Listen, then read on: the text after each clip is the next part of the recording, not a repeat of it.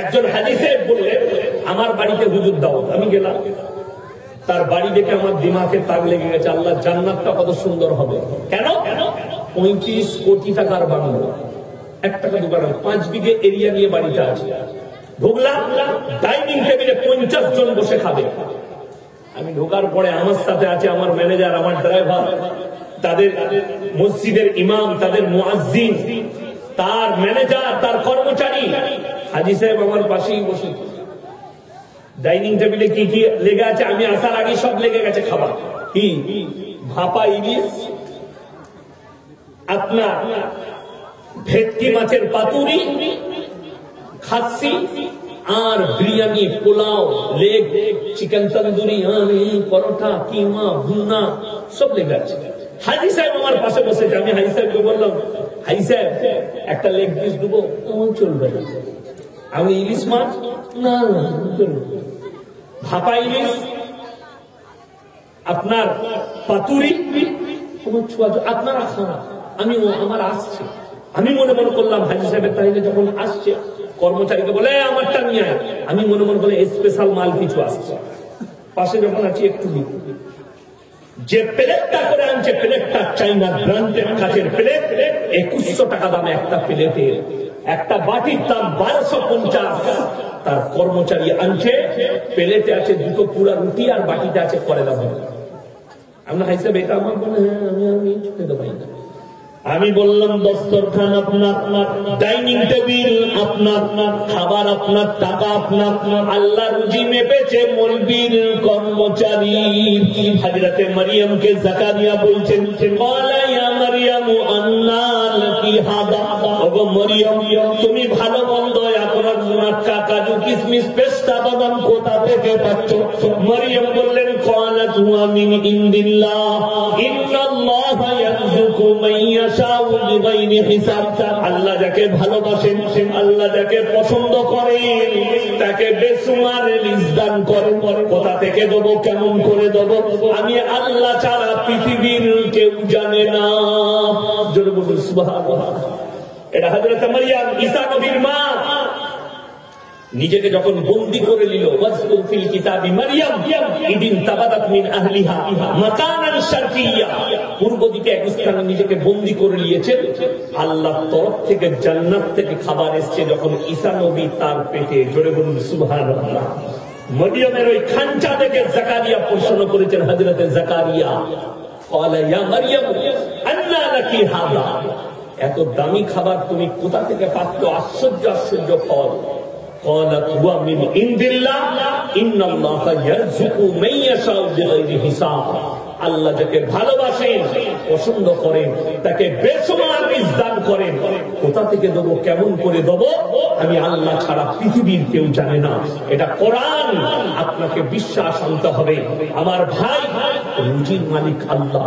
সমুদ্রের তলে একটা তিমি মাছ 24 ঘন্টায় 100 কুইন্টাল খাবার খায় 10 টন। আল্লাহ রুজি কে মাপে? আল্লাহ। 3 ভাগ প্রাণী সমুদ্রের তলে, 1 ভাগ স্থলে আছে। সকলের রুজি আমি আল্লাহ মাপি। একটা জঙ্গলে হাতি একদিনে 1 টন খাবার খায় 10 কুইন্টাল। কে রুজি মাপে? আমি আল্লাহ রুজি মাপি। আর তোমরা সামান্য 100 গ্রাম চালের ভাত খাও, 50 গ্রাম চালের ভাত খাও, আর আমি আল্লাহ রুজি মাপবো না? অনেক মা বোন, অনেক ভাই, বাবা আছে, স্ত্রীর পেটে বাচ্চা এসছে, 2টো ছেলে আছে, আবার স্ত্রী প্রেগনেন্ট। স্ত্রীকে বললে, শোনো, এত টাকা কোথায় পাবো ছেলেকে মানুষ করা, এই ছেলেটা নষ্ট করে দাও। হাই রে দেমো হারাম, তুমি বেঈমান কাফেরের আচরণ নিলে। অথচ তুমি যদি মৌলবীকে জিজ্ঞেস করতে, আমার স্ত্রীর পেটে আবার বাচ্চা এসছে, মৌলবী তোমাকে বুঝিয়ে দিত। কোরআনে আছে, ওয়ালা তাকতুলু আওলাদাকুম খাশিয়াতা ইমলাক নাহনু নারযুকুহুম ওয়া ইয়্যাকুম, তোমরা দরিদ্রতার ভয়ে তোমাদের আওলাদকে কতল করো না। আল্লাহ রাব্বুল আলামিন কোরআনে কসম খেয়েছে, লা উকসিমু বিয়াউমিল কিয়ামাহ, আমি আল্লাহ কসম খাচ্ছি কিয়ামতের দিনে, ওয়ালা উকসিমু বিন নাফসিল লাওয়ামা আয়াহযাবুল ইনসানু আল্লা লা নাজমা ইদামা। ও আমার নবী, আমি কসম খাচ্ছি ওই আত্মা যারা বলে আল্লাহ মানুষকে কেমন করে পুনরায় জীবিত করবেন। কেউ ছাই হয়ে গেছে, কেউ মাটি হয়ে গেছে। আমার নবী বলে দাও শুধু মানুষ নয়, বালা কাদিরিনা আলা আন নুসাউইয়া বানানা বাল ইউরিদুল ইনসানু লিয়াবজুরা আমামা।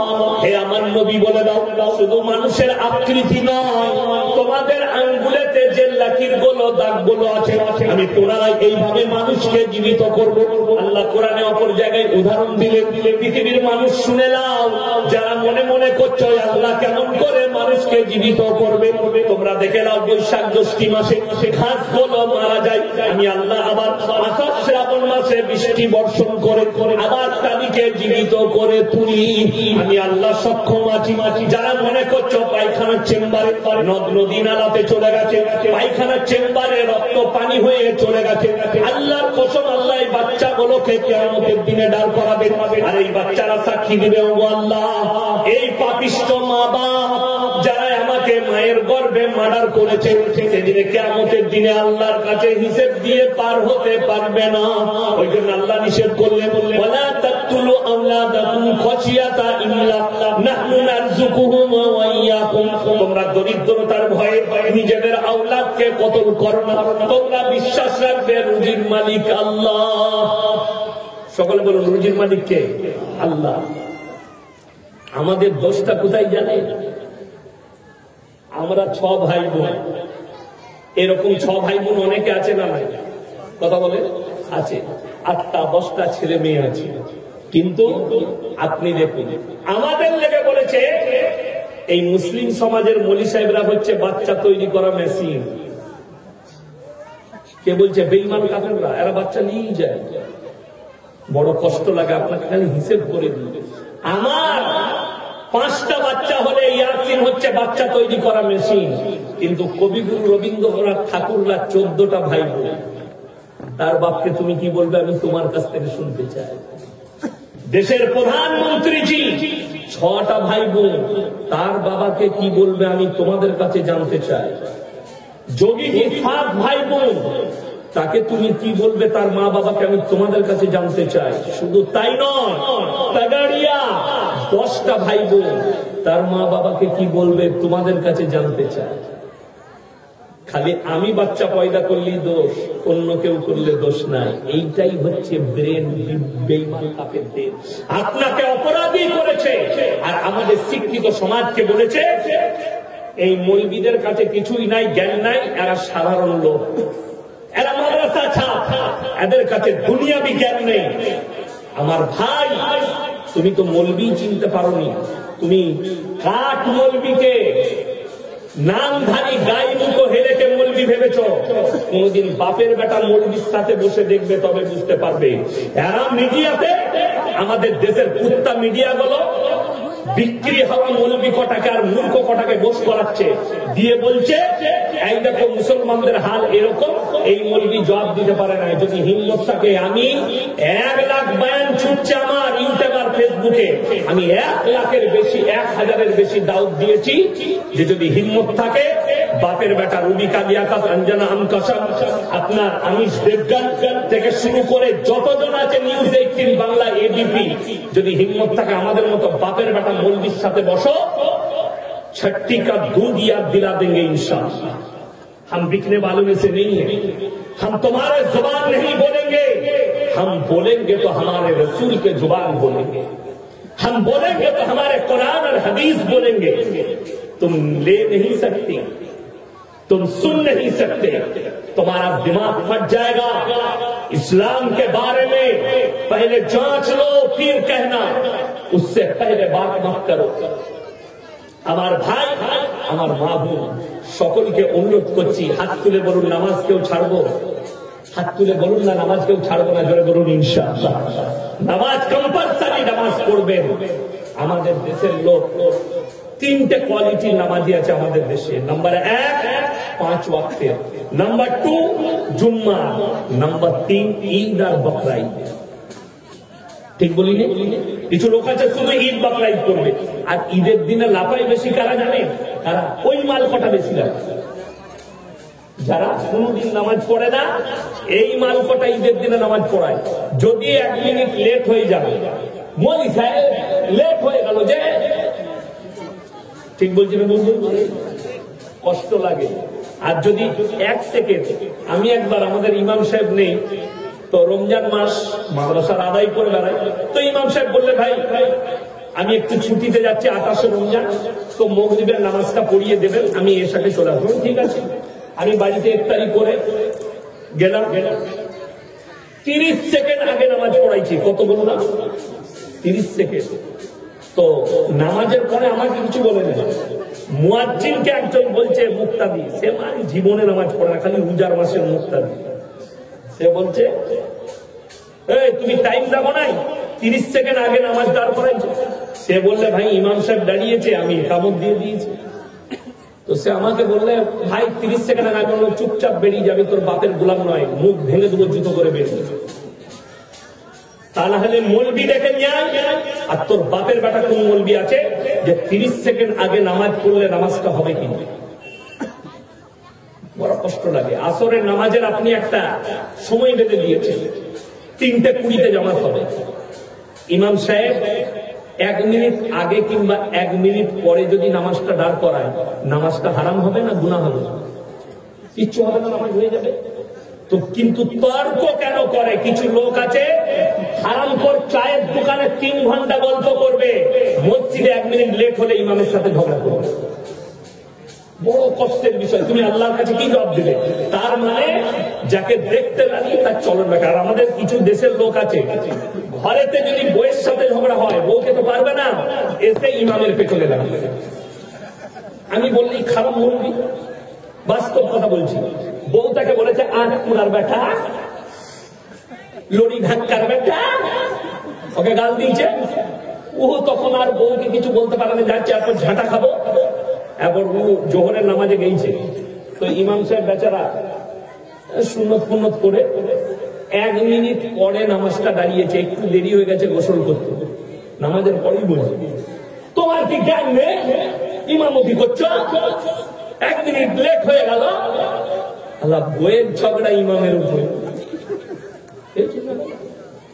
এইটা হচ্ছে কষ্টের। কোথা থেকে এলো? আপনার কাছে বাতিনি। শুনে নেন, কিয়ামতের আলামতের মধ্যে বড় আলামত রাসূল সাল্লাল্লাহু আলাইহি সাল্লামের হাদিস।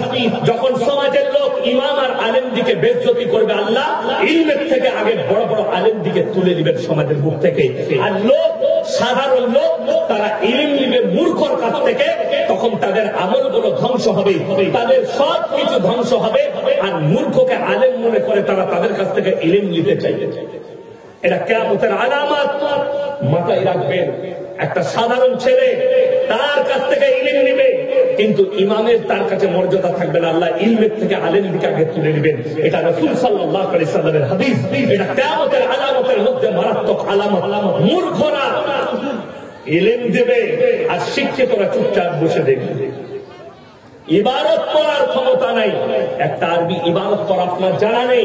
আপনি কোরআন যদি পড়েন, এই মৌলবীরা আমরা জানি একটা আয়াতের কতগুলো মুতাসাবিয়াত, একই রকম আয়াত আছে, খালি একটা ওয়ার্ডের জন্য, একটা গ্রুপের জন্য পুরো মানে পাল্টিয়ে গেছে। এটা তাফসীর ছাড়া কেউ জানবে না। আপনি বুঝতে পারবেন, আপনি দুটো আয়াতের মানে এক করবেন, দুটো মাসলার আয়াত একই করবেন।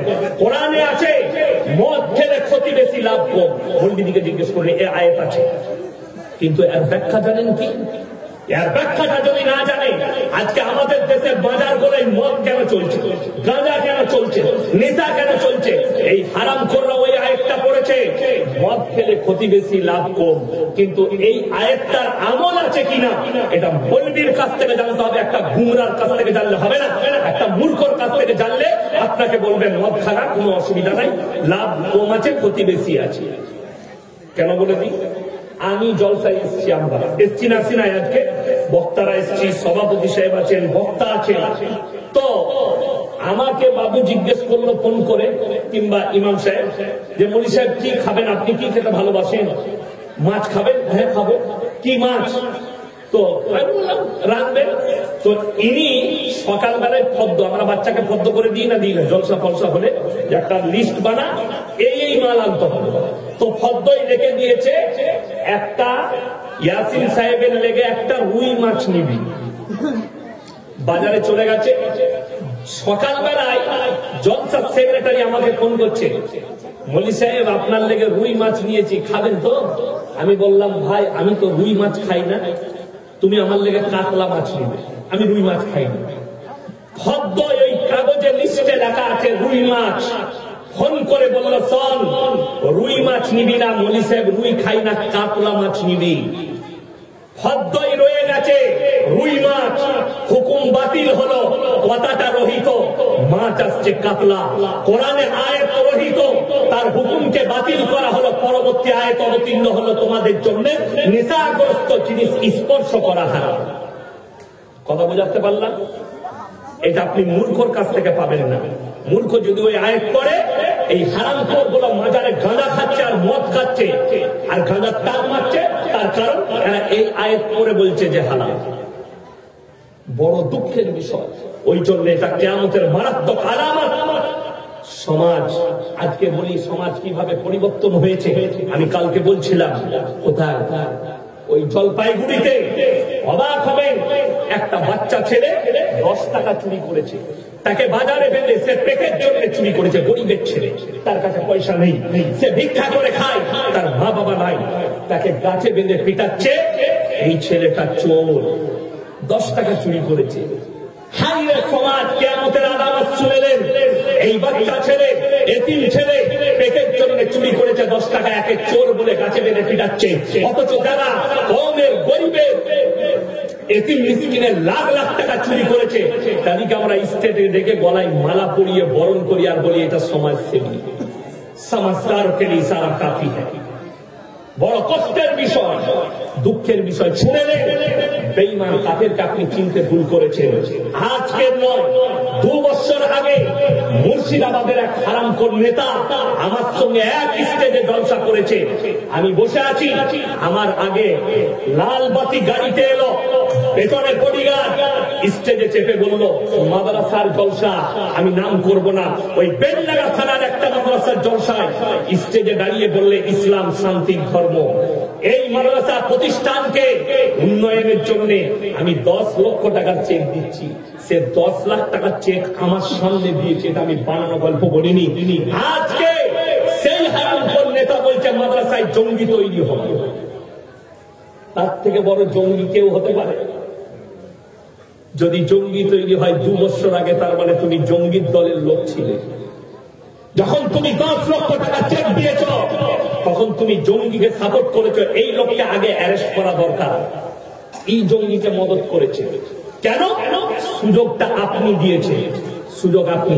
আজকে আমি কষ্টের সঙ্গে বলে যাচ্ছি, মালদা, মুর্শিদাবাদ আর দিনাজপুরে আমাদের মতো বক্তাকে দেখে আমরা বয়ান করছি। আমি ভাবতেন যে কোনো বক্তা আর কমিটির লোক নিয়ে এলো এক হারামখোর নেতাকে, আর আমাদের মতো আলেমদের মুখ বন্ধ করে আপনি 10 মিনিট দাঁড়ান, আমাদের নেতা কথা বলবে। আর বক্তাকে দাঁড় করিয়ে ওই হারামখোর নেতার একটা আলেমকে বস করিয়ে, যারা মনে করবেন তারা আমাকে দাওয়াত দিবেন না, তোমার জলসার ভুকা আমি নয়।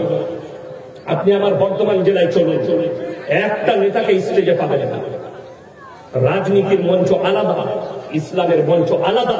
একটা আলেমকে স্টপ করে কি করে আপনি তাকে একটা মূর্খকে দিলেন, যার কাছে ইলম নাই, যার কাছে কোরআন নাই, অথচ লোকরা শুনতে এসছে কোরআন আর হাদিসের কথা। আপনি তাকে রিসপেক্ট করতে পারেন, আপনার এমএলএ, আপনার এমপি তাকে সম্মান করতে পারেন, তাকে স্টেজে ডেকে আপনি মালাও পড়ান।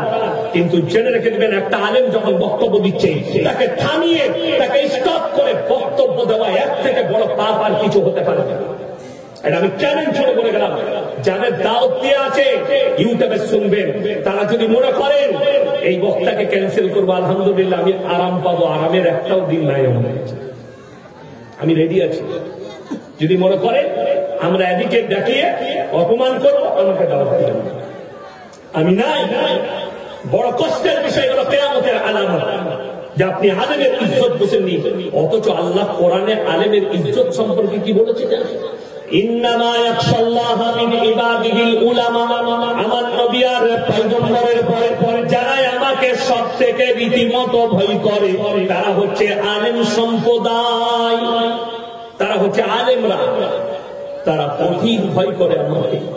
আমার ভাই, ওই জন্য আপনাকে অনুরোধ করছি, আপনি দিন বুঝুন, সবাই বুঝবো, জোরে বলুন ইনশাআল্লাহ। আপনারা ইমানদারির সঙ্গে আপনারা জানেন পর্দা করা ফরজ। আপনার বিবিকে আপনি পর্দায় আনতে পারেননি, শুনে নেন আপনার ব্রেনে শয়তান কি বাধা বেঁধেছে, বেঈমান কাফেররা কি মেহনত করেছে। একটা চকলেটের দাম 1 টাকা, কত বললাম? কথা বলে না? 1 টাকা। সেই চকলেটটা কেউ যদি প্লেটে করে খুলে বিক্রি করে কেউ কিনবে? কথা বলে কেন কিনবেন না? অতি ধুলো পড়েছে, অতি ধুলো পড়ে গেছে, মাছি বসেছে, ইজ্জত নষ্ট হয়েছে। আমার মারা ভালো করে শুনবেন, 1 টাকার চকলেট কেউ যদি খুলে বিক্রি করলে তার ইজ্জত নষ্ট হয়ে যায়। আল্লাহ তোমার বিটির কতটা ইজ্জত দিয়েছে, একটা নারীর কতটা ইজ্জত দিয়েছে, তুমি তোমার ইজ্জত, বিটির ইজ্জত বুঝলে না, তোমার বিবির ইজ্জত বুঝলে না, তোমার মেয়ের ইজ্জত বুঝলে না, তোমার মায়ের ইজ্জত বুঝলে না, যে তাদের ইজ্জতের দাম কতটা। 1 টাকা চকলেটের ইজ্জত বুঝেছে, কিন্তু নিজের মায়ের ইজ্জত বুঝতে পারেননি, বিটির ইজ্জত বুঝতে পারেননি। যদি আপনাদের বাজারে, পুকুরিয়ায় বাজারে কেউ যদি একটা কলা ছিলে বিক্রি করে, সেই কলা কেউ কিনবে? কিনবে না। কেন? এই কলাটাই মাছি বসেছে, ধুলো পড়েছে, ইজ্জত নষ্ট হয়ে গেছে, আপনি আর কিনবেন না। যদি আপনার কাছে একটা কলার যদি এত মূল্য হয়, তাহলে আপনার বিবির মূল্য আপনার কাছে কতটা হওয়া দরকার, তার ইজ্জতের মূল্য কতটা হওয়া দরকার, আপনার মেয়ের ইজ্জতের মূল্য কতটা হওয়া দরকার। অথচ কোরআন বলেছে, হে নারী, তুমি পর্দা নির্ধারিত করো, তোমরা কোনোদিন ধর্ষিত হবে না, তোমরা কোনোদিন লাঞ্ছিত হবে না। রাসূল আকরাম সাল্লাল্লাহু আলাইহি সাল্লামের কাছে যেদিনে পর্দা ফরজ হয়েছে, সেই দিন থেকে নবীর এবং সাহাবীর বিবিরা পায়ের নখটা পর্যন্ত হুজরাখানা থেকে বের করেনি, জোরে বলুন সুবহানাল্লাহ। আর আপনি পর্দা ছিঁড়ে বার করে দিলেন। পর্দা নেই, আমাদের বাড়িতে পর্দা নেই, আমাদের রাস্তাঘাটে পর্দা নেই, আমাদের কোন জায়গায় একটা বিবাহ বাড়িতে পর্দা নেই। কত দুঃখ লাগে। আজকে একটা বিয়ের অনুষ্ঠান হলে আমাদের মা বোনরা যে পোশাক পরে আসে, শয়তানও এদিকে দিকে লজ্জা পায়। ঠিক বললাম না? এত নোংরা পোশাক পরে। আর এখন ফ্যাশন হয়েছে, যে যত ছোট পোশাক পরবে এইটাই হচ্ছে মডেলিং। ছোট পোশাক পরা যদি মডেলিং হয়, জেনে রেখে দেবে গোটা পুকুরিয়া থানায় সব থেকে বড় মডেলিং হচ্ছে কুত্তাগুলো, যারা কোনো পোশাকই পরে। এদের থেকে বড় মডেলিং কেউ নেই। অবাক হবে। হে আমার মা, হে আমার বোন, আজকে বেঈমান কাফেররা ঠান্ডা মাথায় কিভাবে কাজ করেছে। টাকুর ওপরে পুরুষ মানুষ কাপড় পরবে, বুখারী শরীফের হাদিস। যারা টাকুর নিচে যে পুরুষ কাপড় পরবে, ওই অঙ্গটা জাহান্নামের আগুনে তাদের ভরে দেওয়া হবে। কোথায় বললাম? জাহান্নামের আগুনে। বেঈমান কাফেররা যতগুলো প্যান্ট তৈরি করেছে সব টাকুর নিচে। ঠিক বললাম না? ভুল বললাম? আপনি দেখি, আপনাকে বাড়িতে এসে কাটতে হচ্ছে। যারা ইমানদার ছেলে তারা কাটছে। আমি গত বছরে মুম্বাই যাচ্ছি, কলকাতা এয়ারপোর্টে দাঁড়িয়েছি, বোর্ডিং পাস করাবো। আমার সামনে একটা বিহারিদের ছেলে, মুসলিমদের, এমন একটা প্যান্ট পরে আছে, পেছন থেকে মনে হচ্ছে যেন খুলে পড়ে যাবে।